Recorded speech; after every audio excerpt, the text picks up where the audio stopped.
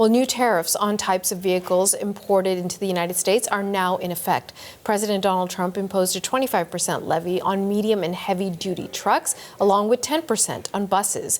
Meanwhile, the trade talks still remain halted between Canada and the U.S. Journalist Ira Spitzer has more from Washington.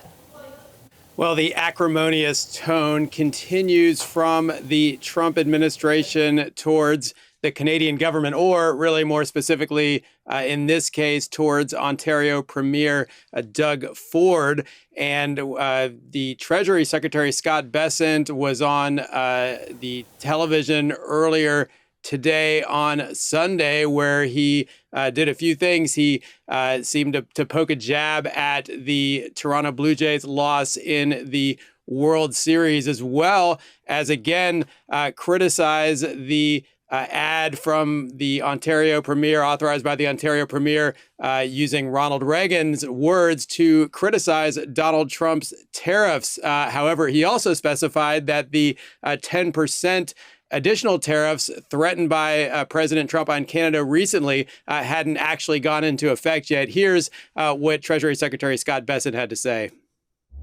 He hasn't put on a 10% tariff. He threatened to put on a 10% tariff. So he didn't actually do it. It hasn't been put on yet.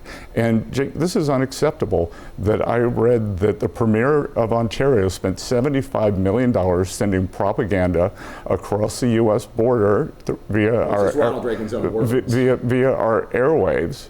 Via our own airwaves. You know, it's the equivalent of election interference. Nobody likes foreign election interference. Nobody likes foreign governments trying to sway public opinion for their own good. Of course, those negotiations have been halted due to President Trump's apparent anger. Now, we have recently seen an apology from Mark Carney, Prime Minister Carney, so it's unclear whether that will sway the Trump administration, which, of course, is facing lots of criticism, not just from the Canadian side, but around the world for the tariff regime. Journalist Ira Spitzer in Washington.